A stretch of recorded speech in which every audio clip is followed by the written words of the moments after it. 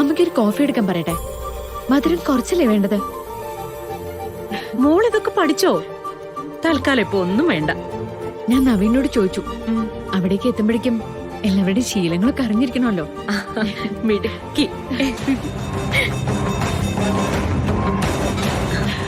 സിത്താര തിരക്കിലായിരുന്നോ? എന്റെ വരവ് കൊണ്ട് എന്തേലും മുടങ്ങിയോ? ഏയ് ഇല്ല. നോനു, ഈ ലോകത്ത് എന്ത് സംഭവിച്ചാലും മമ്മിയുടെ കാര്യങ്ങൾക്ക് ഒരു മുടക്കവും വരില്ല.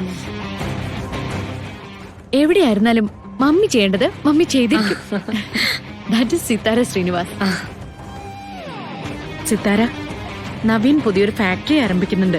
ഒരു മെറ്റൽ ഫാക്ടറിയാ. ഇൻഡസ്ട്രിയിൽ അങ്ങനെ ഒരു സംസാരം കേട്ടു. പുതിയ ഫാക്ടറി നവീന്റെയും ഗാഥയുടെയും പേരിലാ രജിസ്റ്റർ ചെയ്തിരിക്കുന്നത്. റിയലി? ആ, നവീൻ എന്നോടൊന്നും പറഞ്ഞില്ലല്ലോ. അത് അവനൊരു സർപ്രൈസ് ആക്കി വെച്ചിരുന്നതാ. അതാരാ ഉദ്ഘാടനം ചെയ്യാൻ പോകുന്നതെന്നറിയോ? ഏതേലും സെലിബ്രിറ്റി ആണോ? അതെ, നവീനെ സംബന്ധിച്ച് ഒരു സെലിബ്രിറ്റി തന്നെയാ. ഗാഥ ശ്രീനിവാസ്. ഞാനോ? വിളിച്ച് ചോദിക്കും, അവൻ പറയും. അവൻ എപ്പോഴും ഇങ്ങനെ ഓരോ സർപ്രൈസുകൾ ഒപ്പിച്ചുകൊണ്ടേയിരിക്കും. ഒരാളെ മനസ്സിന് ഇഷ്ടപ്പെട്ടാലേ അയാൾക്ക് വേണ്ടി അവൻ എന്തൊക്കെയാ ചെയ്യുന്നതെന്ന് പറയാൻ പറ്റില്ല. അതിന് ഏറ്റവും വലിയ ഉദാഹരണമാണ് ഞാൻ. അമ്മയെ ഭയങ്കര ഇഷ്ടാ. ഞങ്ങൾ തമ്മിൽ സംസാരിക്കുമ്പോ ഏറ്റവും കൂടുതൽ പറയുന്നത് അമ്മയെ കുറിച്ചാ.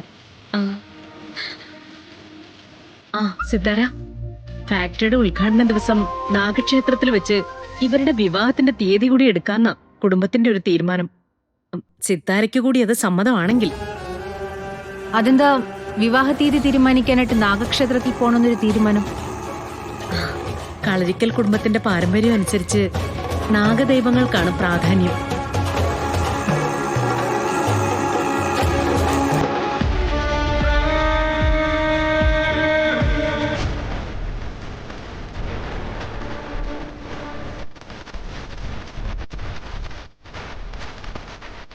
നാഗദൈവങ്ങളെ വെച്ച് പൂജിക്കുന്ന തറവാടുകളിൽ അതിൻ്റെതായിട്ടുള്ള ചില ശാപങ്ങളും ഉണ്ടാവാറുണ്ട്.